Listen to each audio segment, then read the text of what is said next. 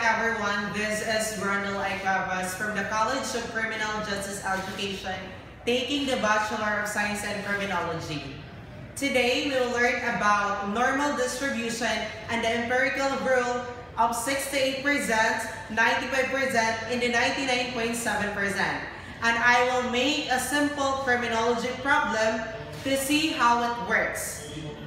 But first, let's define what is normal distribution. So normal distribution is a way to show how data spread, and it's look like a bell shape. Okay, so the following is the properties of normal distribution. So first is the symmetry. Symmetry with a shape or object is identical to its mirror image. So when we say mirror image, so pariha ang left side o ang right side, pareho siyang size, wala yung naghiwi sa iya. Like for example, this curve shape or bell shape nga sa normal distribution, pareho yung pikas, dili siya kanapitang hiwi. Mo na siya ginatawag na tong symmetry, the first properties of normal distribution. Second one is the mean, median, and mode is equal. So, in a normal distribution, the mean or the average, median or middle value, and the mode is the most frequent value. All lie at the center of the distribution and all are equal. So, equal tanin ang mean, median, and mode sa normal distribution. Third one is the bell-shaped curve. So, ang normal distribution dahil ko no, or kanisa, is bell-shaped ang kanya. Looks like a bell-shaped curve. O, so hindi pa lang ani. So, bell-shaped na wire. Char lang. So, fourth one is asymptotic. So, when we see asymptotic, a tails of the normal distribution, curve approach but never touch the axis. Dili jud na sila kaniyang access diri, kaniyang access man tawag basta kana siya. Kani diri ang yapan di jud na sila mag-touch. Dili na nimo siya pwede iana, dili mo siya pwede iana kay kinahanglan dili jud na siya mag-touch na sila kanang diha nga mga access. Dili jud na siya mag-touch mo na siya ginatawag na to asymptotic. So one of the properties of the normal distribution. Fifth one is defined by mean and the standard deviation.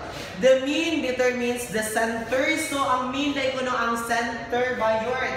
So, center, ang mean kaning center, diri mabutang ang mean nato sa center sa bell shape sa normal distribution.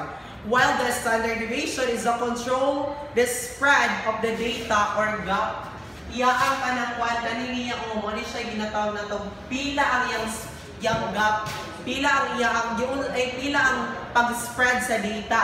Like for example, 8 ang atong standard deviation, then ang ato ang mean, 8 ang ato ang mean, then ang atong standard deviation is 2.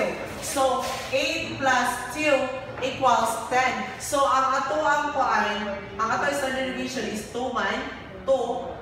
10 na rin, dili kay mag-plus na tagto, mo na siya ginatawag nato o mean and standard deviation. So nasabtan niya nato ang mean o standard deviation. So the sixth one or the last one of the properties of the normal distribution is the empirical rule 68%, 95%, and the 99.7%. So the 68% fall within the standard deviation of the mean.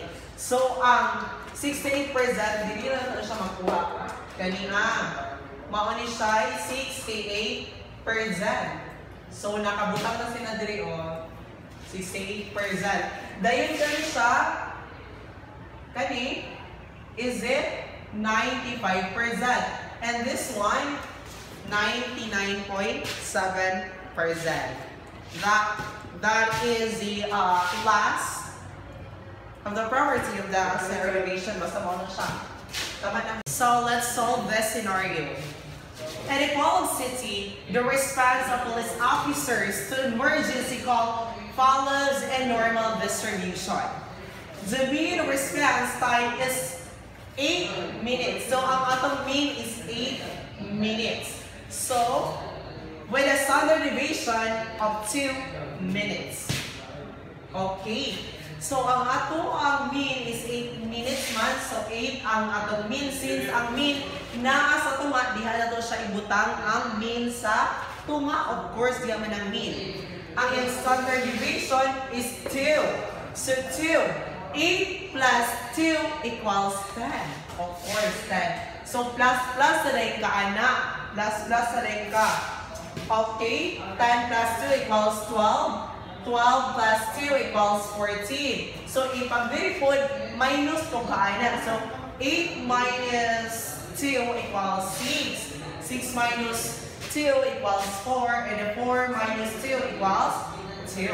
So, naana tayo ka ng mga kuan naari sa ubos. Naantay value nila naari sa ubos. Question number 1. What percentage of police response times are between 6 and 10 minutes? So, 6 and 10 minutes daw.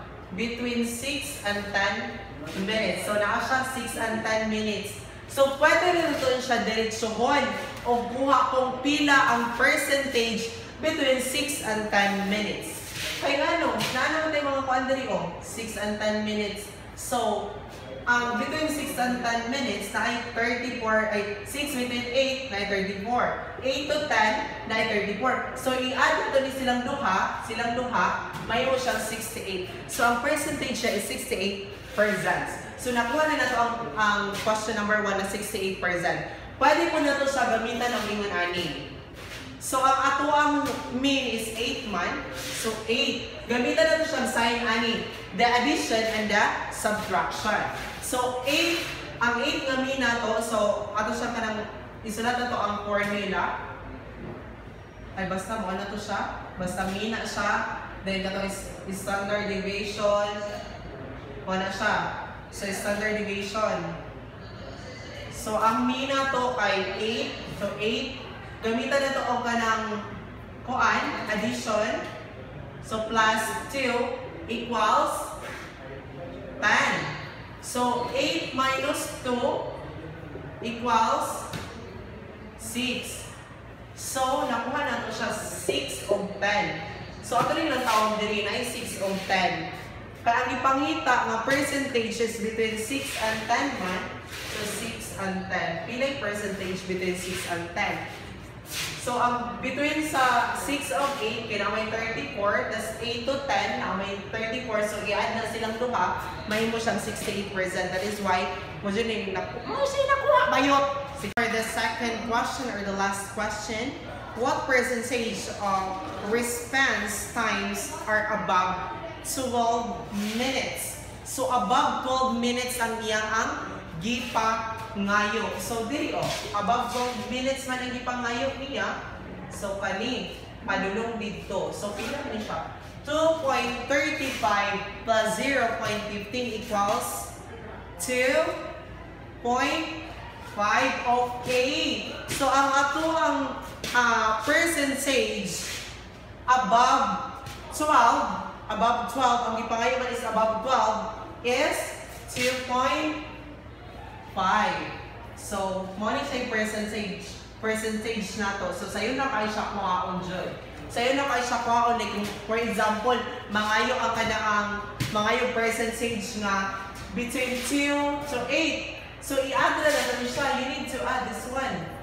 So, i-add na rin yun siya. Kaya para makuha na to ang answer. Makuha na to ang percentage. So, between kuan, basta ka to nga, pila naman ang person.